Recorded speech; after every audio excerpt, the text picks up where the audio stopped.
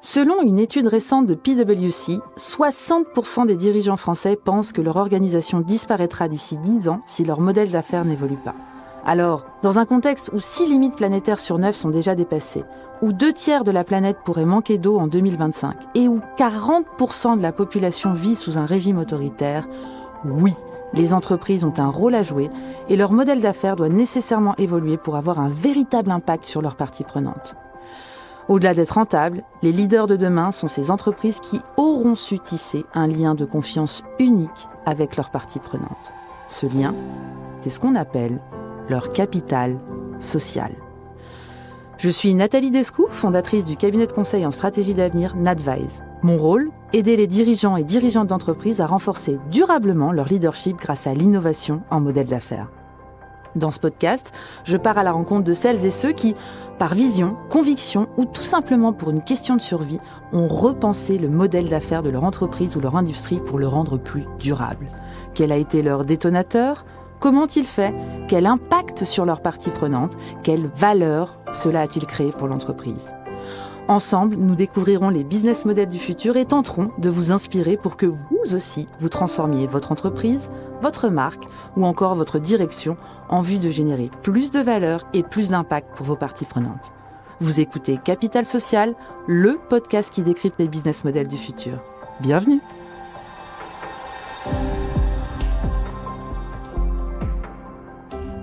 Chères auditrices, chers auditeurs, bonjour! Aujourd'hui à ce micro, pour ce deuxième épisode de Capital Social, j'ai l'immense plaisir de recevoir Julien Maudet. Julien a un parcours pour le moins atypique, polytechnicien de formation. Il a démarré sa carrière au ministère de la Défense en tant que data scientist. Puis en 2020, la Covid va tout changer. Julien ressent effectivement alors le besoin vital de se reconnecter au vivant. Et en 2022, il décide de devenir slasher. Alors slasher en bon français, ça signifie que Julien décide de cumuler ses activités d'ingénieur avec un autre emploi, en l'occurrence lié à la terre. Il passe alors son diplôme agricole, puis crée en 2023 les cidres Maurice. Et en parallèle de cela, il va fonder l'association, et c'est pour ça qu'on le reçoit, Slasher Cueilleur, avec Nicolas Baleno et Lola Dubois, dont l'objectif est d'encourager la pluriactivité agricole pour permettre au plus grand nombre de mettre un pied non pas à terre, mais dans la terre. Julien, bonjour. Et merci beaucoup d'être avec nous aujourd'hui. Alors, avant de rentrer dans le vif du sujet, peut-être, Julien, pour les auditeurs et auditrices qui nous écoutent, est-ce que vous pouvez revenir sur votre parcours un peu atypique ? Comment un polytechnicien, ingénieur, mathématicien, spécialiste de la big data passe du cloud à la terre ? Bonjour Nathalie, merci de l'invitation déjà pour ce podcast. Je dirais que ce qui m'a guidé, c'est deux choses, c'est la tête et le cœur. Le cœur déjà parce que je suis petit-fils de paysans, d'agriculteurs au sud de Vitré. Et donc la question agricole, elle a toujours été proche dans ma famille. Je passais tous mes étés sur la ferme de mes grands-parents. Pendant la Covid, j'étais confiné en grande partie à la ferme. Et en fait, c'est une ferme que personne n'a repris derrière. Et donc je voyais un peu ce patrimoine agricole, familial, qui était un peu qui n'était pas utilisé, qui n'était pas valorisé. On tondait la pelouse un peu autour des anciens bâtiments agricoles. Et ça me faisait quelque chose. Je me disais, bon, c'est quand même dommage, parce que c'est ça l'avenir de l'agriculture française. On va juste transformer tout un tas de fermes en résidences secondaires, pendant qu'à côté, on a une agriculture industrielle qui se développe à grande vitesse. Donc ça, c'était un peu le cœur. Je me suis dit, tiens, j'ai quelque chose quand même en moi qui me dit, c'est un secteur qui pourrait être intéressant. Et en fait, la tête, je dis ça parce que c'est quand même un secteur qui traverse des crises énormes à toutes dimensions, sociales, environnementales, et qui, je pense, a besoin, et ça c'est un reportage qui s'appelle Nous, paysans, qui retrace l'histoire agricole de la France au XXe siècle, qui a été pour moi un grand déclic, qui était sorti sur France 2 en 2021, je pense. Qui disait on a besoin certes de bras parce qu'il faut renouveler les générations agricoles et on a aussi besoin de cerveau pour réinventer les modèles parce qu'aujourd'hui, il y a tout un tas de questions qui sont face à des impasses. Et là, j'ai ressenti un appel en me disant finalement, là, la tête, le cœur se rejoignent. Il manque plus que les mains. Donc, c'est là que je me suis dit commençons par se former. Et voilà, c'est là qu'en gros, j'aime bien dire mon coming out agricole s'est révélé. ça a été un peu la somme de ces 3 facteurs, sans trop savoir où est-ce que ça irait. Mais je savais que c'était un peu... il fallait que j'aille creuser différents sujets et différents angles au service de l'agriculture française et de sa durabilité. D'accord, donc vous vous reformez et puis vous êtes aujourd'hui, vous avez une cidrerie, les cidres Maurice. Donc vous repensez complètement votre pluriactivité en fait. Ouais, complètement. En fait, à la base, c'était un projet personnel. Moi, j'avais lu un livre qui s'appelle « Créer sa micro-ferme agroécologique » qui en fait parlait un objectif pour avoir de la cohérence agronomique et économique sur une ferme à taille humaine, c'est d'aller chercher de la diversification, d'avoir différents ateliers. Donc, on va faire du maraîchage, on va faire de l'arboriculture, avoir un peu d'élevage pour avoir justement de la synergie agronomique et avoir un système qui tourne bien. Et en fait, un de ces chapitres, c'était l'atelier cidre, qui disait en gros, c'est un atelier qui peut se faire pas trop mal en complément d'une activité de maraîchage à temps plein parce que c'est très saisonnier. C'est basé sur de l'arboriculture, donc il faut mettre en place la culture. Il y a beaucoup de travail à ce moment-là. Il faut entretenir, surveiller, mais entre guillemets, le vivant fait son travail. C'est-à-dire que les pommes, entre guillemets, elles poussent toutes seules. Ouais. Alors il faut surveiller, traiter, etc. Je veux pas du tout... il y a du travail, mais ça peut se faire en parallèle de quelque chose de plus intense à une temporalité beaucoup plus courte. D'accord. Et une fois que le cidre est mis en bouteille, là, on peut le vendre de façon asynchrone pendant toute l'année. Mais moi, j'ai lu ça et je me suis dit, mais finalement, ça peut être ça ma vie. Alors, à l'époque, j'étais encore du coup dans le big data. Je peux faire ça comme si c'était ma culture principale. Et à côté de ça, avoir un petit verger qui fait du cidre dans le cadre de ma vie pro. Et en fait, d'alterner les deux. Enfin, après, il y a des synergies qui sont géniales entre les deux activités. Il y a des temporalités qui sont très différentes, très complémentaires. On va itérer sur un temps beaucoup plus long dans le monde agricole. On va être dehors. On va être sur quelque chose de très manuel, de très concret. Et l'alternance des deux, tout de suite, pour moi, a été vraiment libératrice. Et donc, c'était une première façon d'appréhender la question agricole. Mais ma formation, mes stages m'ont permis de sortir du microcosme un peu parisien, de la tech, etc., d'aller à la rencontre de celles et ceux qui font l'agriculture aujourd'hui, qui nous nourrissent. Et c'était pour moi la première étape de mon petit parcours au sein du monde agricole. Ouais. D'accord. Alors, on va se parler de Slasher Cueilleur, que vous avez cofondé avec 2 autres personnes, on les a citées. D'abord, ça veut dire quoi, Slasher Cueilleur ? C'est né de quel constat ? Vous l'avez quand même un peu commencé à l'évoquer. Ça s'adresse à qui ? Bref, en 2 mots, racontez-nous un peu d'où c'est né, d'où ça vient et ce que c'est aujourd'hui, Slasher Cueilleur. En 2 mots, je dirais Slasher Cueilleur. Et en un peu plus, en gros, Slasher Cueilleur, c'est né du constat... Alors déjà, juste le terme, on a fait un jeu de mots sur chasseur-cueilleur, parce que chasseur-cueilleur, c'était un peu le concept anthropologique dominant. Il y a très très longtemps, on était tous chasseurs-cueilleurs, c'est un peu ça qui nous définissait. Et nous, la vision qu'on a, c'est alors c'est déjà une vision qui existe aujourd'hui, qu'on cherche à amplifier, et peut-être qu'en 2100, l'anthropocène sera peuplée de slasheurs-cueilleurs, parce que ce sera devenu la nouvelle norme anthropologique, on sera tous avec un pied dans la terre, un pied dans le tertiaire. Donc c'est pour ça qu'on a voulu un petit peu trouver un nom qui, je trouve, donne un peu cette ambition, qui a une dimension sociale très forte. Et ensuite, slasher, c'est le concept d'avoir plusieurs activités quand on se définit avec le slash, la barre oblique. Donc par exemple, Nathalie, tu es autrice, consultante, formatrice, podcasteuse, et avec un slash entre les deux. Donc c'est un peu c'est un mouvement un peu en France. D'ailleurs que les anglo-saxons ont du mal à traduire, alors qu'à la base, le slash, c'est un mot qui est anglais. Mais on avait un jeu de mots, on avait une référence à une dimension anthropologique, sociale qui était importante pour nous. Et ça sonne bien, les gens s'en souviennent. Donc ça, c'était le nom Slasher-Cueilleur. Et ensuite, le constat de base, la jeunesse du projet, moi, je l'ai vraiment ressenti quand j'étais encore dans mon ancienne boîte à Paris en Big Data. Je faisais mes stages sur mes congés et du sans solde. Et donc, j'ai vraiment vécu 6 mois où j'alternais entre les 2 univers. Donc, le monde de la tech, où les gens ont des conditions de travail, ont des conditions de rémunération qui sont relativement confortables par rapport à l'ensemble de la société et qui sont en quête de sens, alors pas forcément des quêtes de sens très profondes, genre anxiété, burn-out et tout, mais il y avait une espèce de recherche d'impact. Ouais. C'était un peu impact. On cherchait à se positionner sur les projets les plus sympas, les plus green, les plus impact. Et je trouvais qu'il y avait une petite forme de... Enfin, je sais pas, je trouvais que c'était un peu superficiel. Et En fait, à côté de ça, donc j'alternais, j'avais fait 3 semaines, 2 semaines, 3 semaines à un moment. Je retournais à la ferme et là, je voyais de l'impact, mais il y en avait partout. Chaque brin d'herbe qu'il fallait tailler, entretenir, chaque vache, chaque mouton, chaque pommier. C'est concret, quoi. C'était de l'impact, c'était du concret. Et donc, je me disais, mais et à côté de ça, il y a de l'agriculture. Alors, on peut bien en vivre, il faut qu'elle soit rémunératrice. Hein, je suis pas là à dire autre chose. Et en fait, c'est quand même des conditions de travail, de rémunération qui sont plus complexes, potentiellement plus précaires. Il y a une prise de risque, il y a de l'incertitude. Enfin, c'est vraiment un autre monde. Et pourtant, ils sont à 1h30 de TGV, Paris-Vitré. Et c'est les gens qui nous nourrissent. Et on adore le terroir, on adore tout ça. Mais les histoires derrière sont très différentes entre ces deux mondes. Et je me suis dit, c'est pas possible qu'ils soient si proches. Et en fait, le problème de chacun était la solution de l'autre. Et donc, c'est là qu'on s'est dit, OK, ce que moi, je commence à faire avec ma petite expérience de transfuge un peu hybride, parce que je n'étais pas non plus dans une logique de reconversion totale, de bifurcation. Moi, j'étais vraiment, pour reprendre un peu les termes de Bruno Latour, je cherchais à composer entre ces deux mondes-là. Et là, on s'est dit, c'est là que j'en ai parlé avec Lola, avec qui j'avais été sur la ferme des 3 parcelles en stage en maraîchage un peu avant, puis Nicolas Baleno, qu'on a rencontré lors d'un co-living sur l'agriculture avec des gens qui cherchent un peu à trouver des solutions.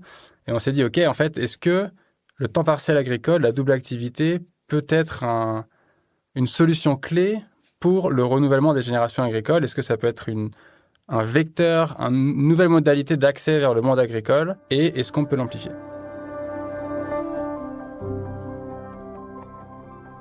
Donc en fait, si je vous reprends et si je résume, avec Slasher Cueilleur, vous essayez de disrupter quelque part l'accès au monde du travail agricole en créant une solution qui répond aux 2 problèmes que vous avez très très bien évoqués de notre société. D'un côté, ce besoin criant de renouveler les générations en agriculture. On rappelle que, au passage, d'ici 2030, près de la moitié des agriculteurs partiront à la retraite.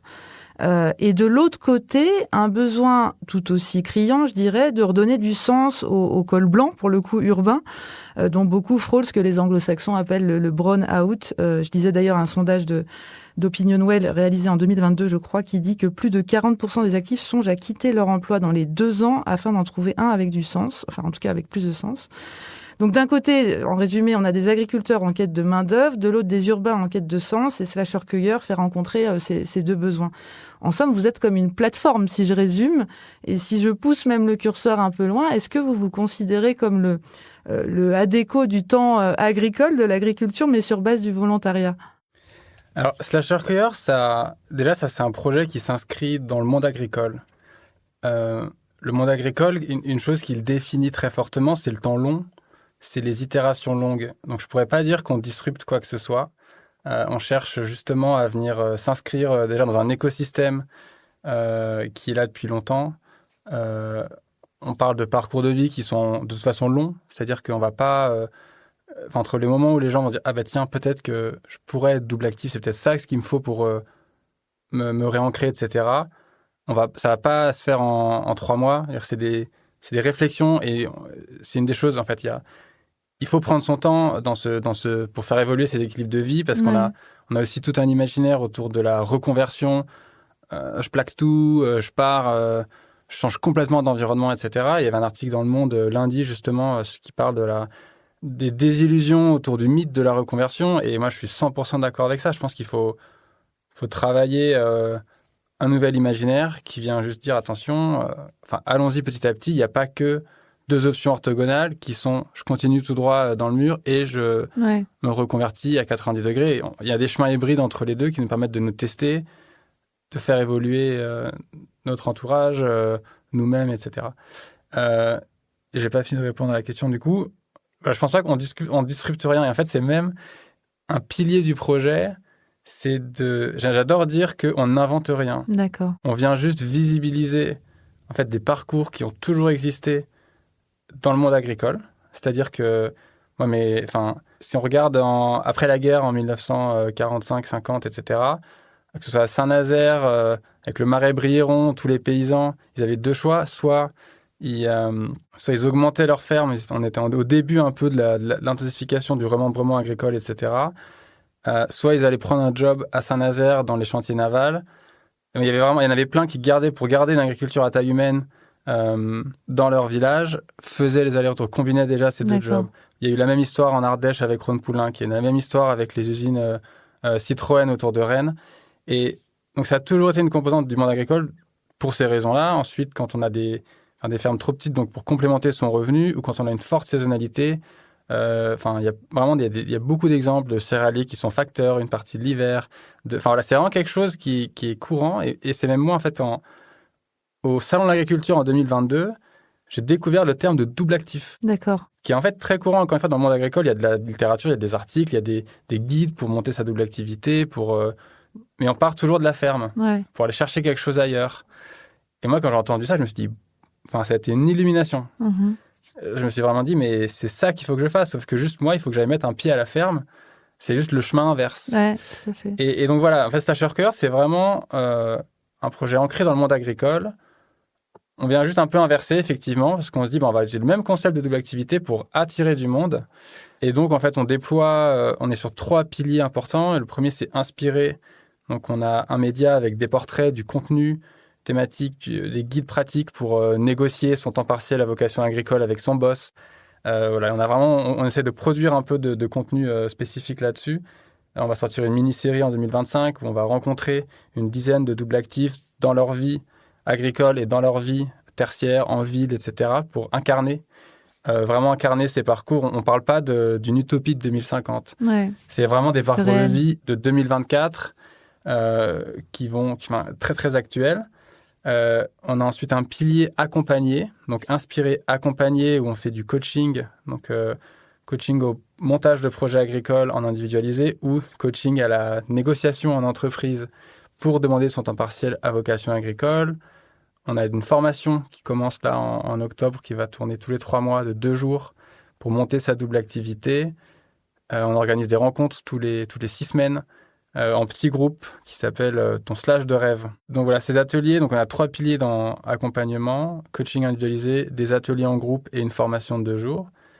Et le dernier pilier, outillé, donc ça c'est un projet qui est plus pour 2025, où là effectivement, on a une partie du financement qui est déjà bouclée pour créer en fait une plateforme d'opportunités agricoles à temps partiel, pour justement faire émerger cette nouvelle catégorie, qu'on ait à la fois des agriculteurs qui puissent proposer des opportunités salariées, des parcelles, une partie de leur outil de production qui pourraient mettre en location, tout un tas de modalités juridiques différentes pour permettre à des porteurs de projets, soit en entrepreneurs indépendants, soit en salariés, de venir mettre un pied à la ferme, de redensifier le tissu paysan autour de cette ferme. C'est-à-dire que même si on vient un jour par semaine pour monter son propre projet en lien avec une ferme existante, on va vraiment venir synergiser, on va ramener son propre réseau, ses nouvelles idées, on va faire plus un, même si on n'est là qu'un jour par semaine.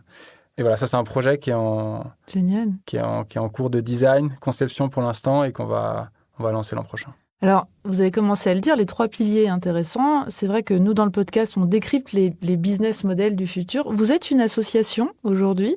C'est un choix. Est-ce que vous avez vocation à le rester? Est-ce que le futur de Slasher-Cueilleur a vocation à évoluer, à ne plus être une association, peut-être à avoir une autre forme juridique, une forme d'entreprise?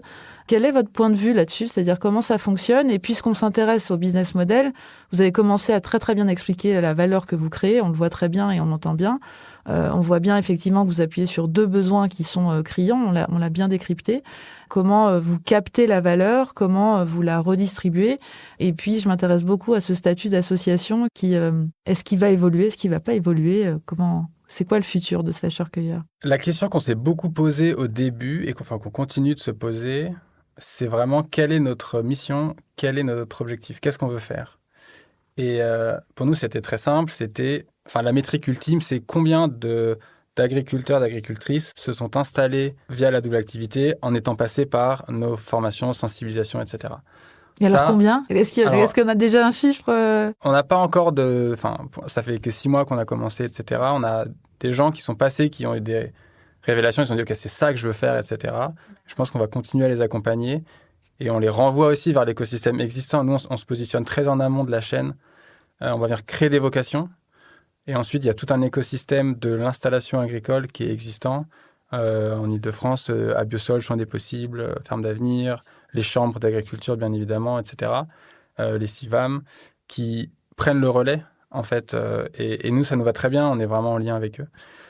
Ah, voilà, en fait, ça, c'est vraiment notre mission. Et quant à la forme juridique, pour nous, il faut vraiment que ça découle de l'objectif. On s'est rendu compte que ce serait vraiment pas évident, en se lançant, d'avoir des rentrées d'argent rapides. On est quand même sur un concept nouveau. Tout l'écosystème autour de nous est associatif. C'est une question qui intéresse les pouvoirs publics, plus qu'à l'échelle individuelle, les personnes, sauf les personnes qui ont réussi à avoir en formation, en atelier. Et là-dessus, je reviendrai là-dessus dans le business model. Mais en fait, on est parti sur la forme associative parce que on avait besoin à la fois d'avoir des financements rapidement pour pouvoir pérenniser le projet. Et on a eu des financeurs publics très intéressés dans la démarche, qui étaient prêts à nous soutenir assez rapidement.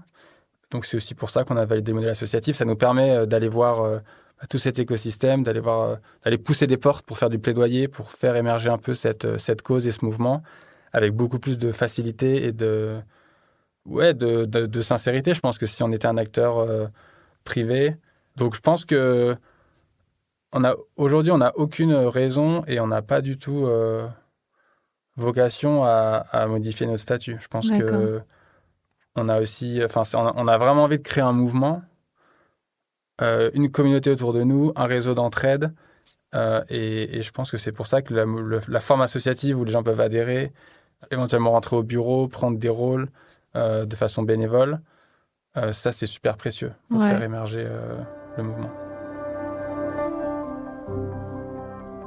Et en captation, c'est-à-dire, vous avez commencé à le dire, mais c'est-à-dire que potentiellement, ces portes que vous voulez pousser, pour reprendre vos termes, est-ce que ça vous intéresse de amplifier le mouvement en allant pousser des portes d'entreprises qui pourraient proposer ces programmes-là en fait à leurs salariés qui sont en quête de sens et redonner un petit peu de qualité de vie au travail, de sens.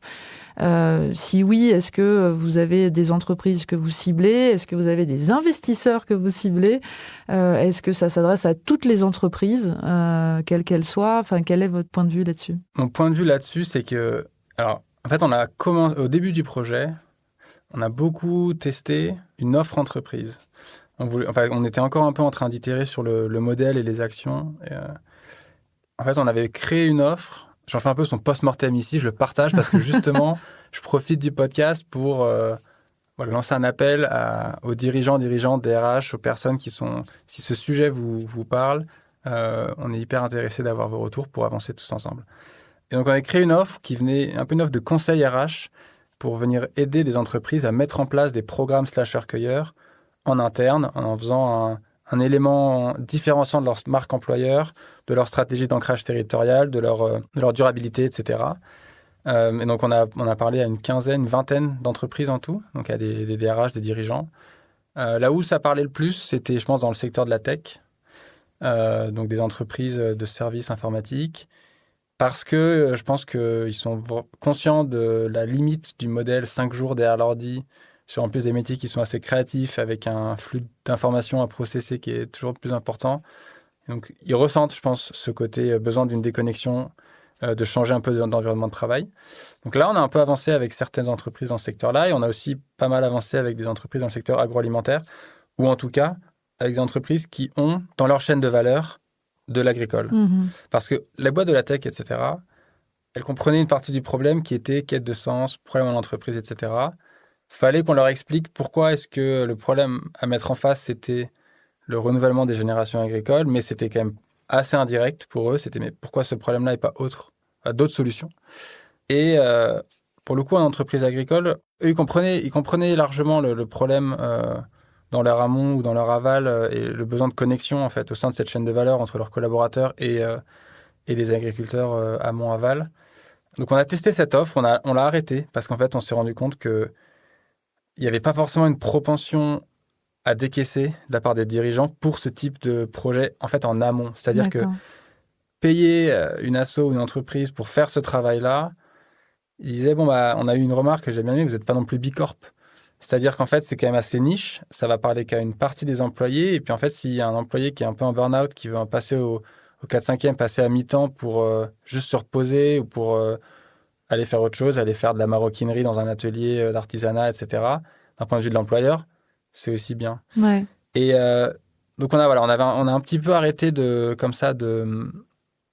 aller vraiment de front avec les entreprises. On s'est dit, on va d'abord consolider un peu notre modèle et on retournera les voir plus tard. D'accord. À ce moment-là, quand on a un peu arrêté les itérations sur cette offre entreprise, parce qu'on voyait bien qu'on n'allait pas déboucher dans le court terme sur quelque chose, on a aussi un peu basculé le projet pour se dire, allons empouvoirer en fait les salariés et les indépendants, etc. On va se mettre avec eux pour qu'eux ensuite fassent remonter en entreprise ce besoin, cette envie. Donc c'est pour ça qu'on a lancé un peu les offres autour de la négociation avec son manager ou sa manager pour obtenir son temps partiel agricole et tout un tas un peu comme ça d'actions. On va vraiment venir infuser partir par de le la bas. base en fait, pas être hors sol sans mauvais jeu de mots. En fait. Ouais, complètement. Et donc ça, je pense que ça a été un choix et je pense que là, c'est un autre business model parce qu'en fait, les gens en reconversion sont aussi prêts si on leur propose des formations pertinentes. Il y a des dispositifs déjà comme le CPF, etc., qui leur permettent assez facilement de payer des formations. Donc nous, on essaye vraiment de se positionner là-dessus en termes de modèle économique pour l'association. En fait, quand on parle de slasher career, on ne parle pas forcément de gens qui vont faire un tour à la ferme le vendredi. En fait, on parle vraiment de projets de double activité. Donc c'est assez engageant parce qu'on croit qu'en fait, la vraie vertu de la régénération personnelle et donc pour adresser le problème qu'on veut traiter, c'est le renouvellement des générations paysannes. Ouais. C'est pas juste de faire d'augmenter le nombre de jardiniers. Ouais. Donc en fait, on met peut-être la barre un peu plus haut en parlant vraiment d'installation agricole à temps partiel, etc. Et donc c'est pour ça qu'en fait, je pense que notre message et l'asso ne va pas forcément parler à tout le monde. Des gens qui veulent juste de temps en temps aller faire un peu de bénévolat sur une ferme. On ne va pas forcément s'adresser à ces personnes-là. D'où le fait que l'offre dont vous parliez, votre post-mortem était intéressant. Peut-être c'est là où je vous rejoins. C'est-à-dire que si l'ambition, c'est d'aller être plus sur quelque chose sur du long terme, de s'installer sur du long terme, effectivement, c'est moins dans le cadre du court terme que peut chercher une entreprise sur donner du sens un jour par semaine à un employé sans pour autant tout remettre en question en fait sur sa vie. Okay. Ouais, exactement. Okay. Ouais. Et alors, au niveau du périmètre, vous êtes. J'ai une question sur. Est-ce que vous êtes uniquement sur la France, enfin sur des terres agricoles en France? Et quel type de. Vous avez parlé d'ateliers dans votre jargon d'activités vous couvrez. Est-ce que c'est toutes les activités agricoles ou est-ce qu'il y a certaines activités plus que d'autres qui sont couvertes aujourd'hui? Alors aujourd'hui, donc Slasher Career, on vient un peu mettre en lumière et référencer des parcours de double activité dans un objectif aussi de les modéliser pour faire un peu émerger des exemples et peut-être des tendances, des combinaisons entre un métier tertiaire et un métier agricole qui marchent bien, qui ont été éprouvées, pour en fait paver un peu les différents chemins vers la double activité. Donc en fait, nous, on vient référencer un sous-ensemble de l'ensemble des doubles actifs qu'il y a en France, et il y en a des dizaines de milliers. Donc là, sur la plateforme, aujourd'hui, on a une 50aine de portraits. On a fait en tout à peu près 70-80 interviews. Ils vont arriver au fur et à mesure. C'est pas ça qui manque. Et c'est notamment un des piliers sur lequel on cherche des bénévoles pour faire ces interviews qui sont des moments de rencontre passionnants, comprendre un petit peu problématiser un petit peu leur équilibre entre le tertiaire et l'agricole pour ensuite le répertorier sur le site. On en a dans toute la France. On n'a pas que des urbains qui sont allés vers le monde agricole, on a aussi des agriculteurs, agricultrices qui ont mis un pied en dehors de la ferme à un moment en se formant un nouveau métier. Il y a un exemple qui est Cécile dans le sud-ouest, dans le Gers, qui est éleveuse de poules, qui après 10 ans d'installation à temps plein, a réduit un peu son cheptel pour développer une activité après une formation de rédactrice web freelance.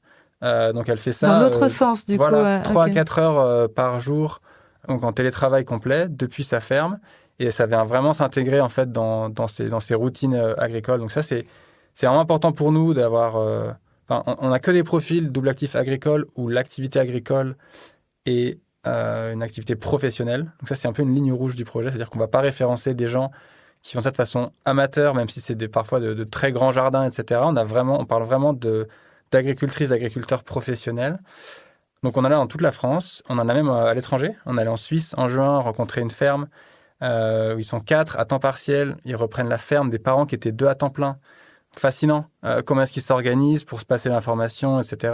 On va sortir un reportage dans les prochaines semaines sur la ferme Chotems, où Marc, d'ailleurs, travaille chez AXA Climate en tant que data engineer 3 jours par semaine et le reste de la semaine et un petit peu du week-end, il est sur la ferme. Enfin, c'est une histoire vraiment hyper inspirante. On en a pas mal en Belgique aussi. On en a en Suède. Et je pense que c'est un mouvement qui est vraiment amené à... Encore une fois, ça fait 7 mois qu'on s'est lancé. C'est un mouvement, je pense, qui correspond à l'agriculture d'aujourd'hui. Donc, je pense qu'on va continuer à s'aimer sans trop de soucis. Ouais. Et vous parlez de mouvement, c'est intéressant. Qu'est-ce qu'on peut vous souhaiter pour le futur, en fait? Que ce mouvement grossisse, que ce mouvement s'élargisse, que c'est quoi, en fait? Vous dites, je sais pas, dans quelques mois, quelques années, on aura réussi avec Slasher Cueilleur, si quoi? Oui, je pense que notre métrique un peu ultime, c'est le nombre d'agriculteurs, d'agricultrices installés après avoir eu l'étincelle grâce à Slasher Cueilleur. Et donc, je pense que ce qu'on peut nous souhaiter... j'en sais rien, en 2030, si on a, je vais dire un nombre au hasard, mais des milliers de slasheurs-cueilleurs installés qui, après avoir fait un atelier, une formation, avoir lu nos articles, se sont dit « Ah, c'est ça, il faut, en fait, je garde mon job, passe à temps partiel, que ce soit à la journée, à la semaine, à l'année, je me lance dans un projet agricole. » Et on en a déjà eu des très belles histoires. On était à Bordeaux en mars avec Nico. On allait voir un vigneron, Emmanuel Coste, qui donc est en train d'arracher de la vigne. Il y a une crise assez énorme dans le vignoble bordelais en ce moment. Donc, il est en train d'arracher des parcelles de vigne. Il disait, il faut que je diversifie. Je ne peux plus faire que de la vigne, mais je ne vais pas lancer ces projets tout seul. Et en fait, il nous a contactés. Il a vu le projet. Il a dit, mais c'est génial. Est-ce que vous pouvez m'aider à trouver un slasher? Parce que là, j'ai une parcelle de 2 hectares. Il y a plusieurs projets potentiels. Mais voilà, je pourrais m'associer avec quelqu'un, même s'il est à temps partiel, pour monter ce projet. Et donc, on est allé sur place, on a créé on a un peu structuré des offres. Donc, on a publié une offre d'entrepreneurs micro-associés pour un développement d'une oliveraie sur cette parcelle de 2 hectares, qui est donc une petite parcelle. Et en fait, on a trouvé donc Grégoire Châtaignier, que je cite ici, qui travaillait dans un fonds d'investissement à Bordeaux, et en fait, il est allé sur la ferme grâce à notre annonce, etc. Ils se sont bien entendus. Et donc là, depuis, ils développent ce projet ensemble. Grégoire, il garde son job à côté, il vient à temps partiel. Et voilà, donc ils viennent synergiser comme ça, eux deux. Et donc ça a été un des premiers matchs qu'on a fait là au printemps. Et c'est un des piliers de cette plateforme dont je vous parlais, qu'on va sortir en 2025. Mais voilà, ça, si on peut avoir des histoires comme ça à l'appel. Des matchs, des matchs entre des slashers et des agricultrices, agriculteurs, soit en salariat, soit encore une fois en micro-association. Et ce sera incroyable. On fait une grande fête avec les produits de tout le monde et ces histoires et les employeurs qui ont bien compris d'ici là la valeur d'avoir des employés épanouis, polyvalents, qui se régénèrent à côté de leur entreprise dans ce type d'activité. Je pense qu'on pourra dire qu'on a apporté une petite pierre à l'édifice, je pense. Je crois que ça va être le mot de la fin. Cette interview touche effectivement à la fin. Je tiens à vous remercier grandement, Julien, pour votre énergie, votre enthousiasme et votre sincérité aussi. C'est un véritable plaisir pour moi de vous recevoir à ce micro. Et si je devais retenir 3 mots de ce que vous avez dit, vous en avez dit beaucoup, mais j'en retiendrai 3, je dirais coopération. C'est vrai, quand on vous écoute, Slasher Cueilleur, on voit que c'est né de cette rencontre entre 2 mondes qui, a priori, tout pourrait opposer. Sens, un grand sens dans vos paroles et dans votre projet. Slasher Cueilleur unit effectivement cette quête de sens des urbains, et puis la quête de renaissance, je dirais, des agriculteurs. Et on entend beaucoup d'humilité également dans vos propos. Et vous le dites très bien, le métier d'agriculteur est un métier dur. Aller travailler la terre requiert une posture d'humilité de la part des slasheurs, avec une vraie compréhension de la dureté du métier, en fait, d'agriculteur. Donc, c'est bien, à mon sens, donc, quand on vous écoute, la convergence de ces 3 mots qui fait la force de ce qu'on appelle ici le capital social des slasheurs-cueilleurs. Julien, je vous remercie grandement. Je remercie également toute l'équipe technique de One2One2 qui rend ce podcast possible. Et je vous donne rendez-vous dans 1 mois pour le prochain épisode de Capital Social, le podcast qui décrypte les business models du futur.